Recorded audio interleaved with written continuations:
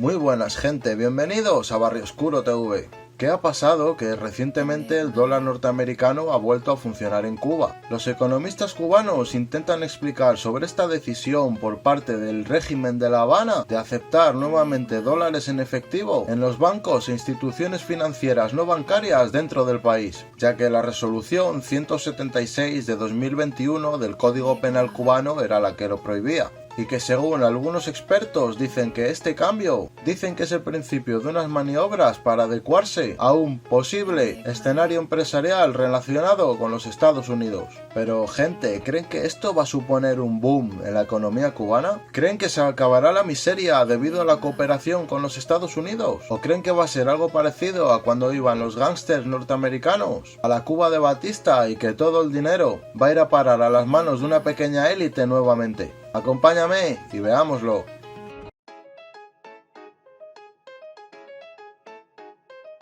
Según algunos economistas cubanos, valoran la nueva medida con criterios que van desde el reconocimiento de errores cometidos por el régimen de la isla hasta varias formas para adecuarse a un posible escenario empresarial en relación con los Estados Unidos, ya que, según Pavel Vidal, economista cubano residente en Colombia, una explicación es que el BCC o el Banco Central cubano encontró una nueva vía para poder depositar y usar estos dólares en efectivo en el mercado financiero internacional, a pesar de las sanciones financieras de Estados Unidos a Cuba. El tema de fondo siempre ha sido el problema que tienen en poner estos dólares a funcionar en el mercado internacional, sobre todo después de las supermultas que le pusieron los bancos internacionales que estaban aceptando dólares de Cuba. Mientras el economista cubano Omar Everleni dijo que desde La Habana al programa de Radio Martí las noticias como son que el Estado cubano ahora vuelve a darse cuenta de que realmente hay un circuito en dólares en el país y él no participa en eso. Y de ahí es cuando Barrio Oscuro TV les hizo la pregunta de que si Cuba va a volver a ser el parque de atracciones de los norteamericanos como fue en la Cuba de Batista con los mafiosos. ¿Ustedes ven beneficios con estos cambios para el cubano de a pie?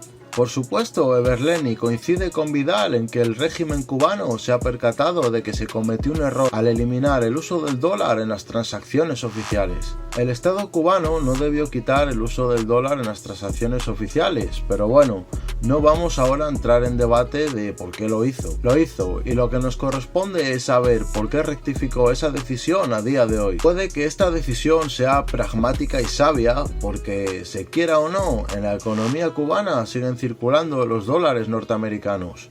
Sin embargo, no llegaban al Estado cubano y no llegaban porque el Estado no lo permitía. Es decir, usted no podía depositar dólares, usted no podía pagar en dólares, dijo el señor Everleni. Ahora, el régimen cubano dice que la derogación responde a las circunstancias y prioridades actuales de la política económica, según la nota del Banco Central. Entretanto, el tema de las remesas es un factor fundamental en esta decisión y aseguran así los expertos. Avanzar en la dolarización parcial institucional facilita la entrada de remesas por canales formales. Las transacciones de Western Union y los bancos comerciales pueden entregar dólares físicos a las familias en Cuba. Y también le cierra espacios al mercado informal de divisas, algo que está tratando hace rato el Banco Central cubano. Igualmente, Everleni dijo que tienen a la vez que darse cuenta de que una vez que la Western Union comience a funcionar en Cuba, si en una etapa posterior a esta decisión se acepta que el gobierno cubano le pueda pagar a las personas en dólares norteamericanos, las remesas aumentarían. ¿Por qué?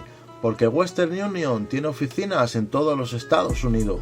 No es lo mismo enviar a través de otras vías alternativas. Las personas que están en Estados Unidos a sus familiares podrían depositarse en el mismo Estados Unidos para hacerse compras agrícolas, pagar el pollo, el aceite, la soya, es decir, una legalidad autorizada por la OFAC, Office of Foreign Assets Control, en la compra de alimentos que Cuba puede hacer y Estados Unidos también. También se habla de la dolarización como una cura a la inflación.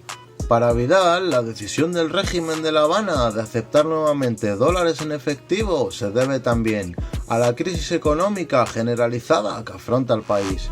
Por otra parte, con una inflación fuera de control, el gobierno se ha dado cuenta que impulsar la dolarización es más fácil en el corto plazo que asumir el costo político de imponer medidas de austeridad, subir impuestos, reducir gasto social para controlar los precios, afirmó el economista.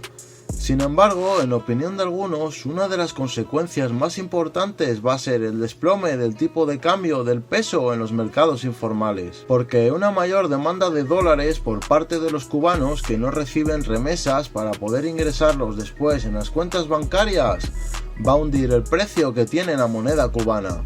Es decir, que el tipo de cambio del peso se va a devaluar y eso va a generar más inflación todavía en la economía. A la vez sirve para los empresarios, o sea, usted llega allá a un lugar, a una MIPYME, micro, pequeñas y medianas empresas.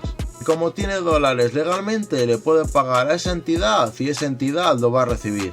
Aunque también los cubanos que no tengan familiares en el extranjero y que no puedan ingresar dólares con facilidad en sus cuentas bancarias, se van a acordar de lo que significa la revolución en la que creyeron y en la que algún día pensaban que iba a surgir un hombre nuevo y que iba a cambiar las cosas, concluyó el economista. Hasta aquí lo de hoy, gente.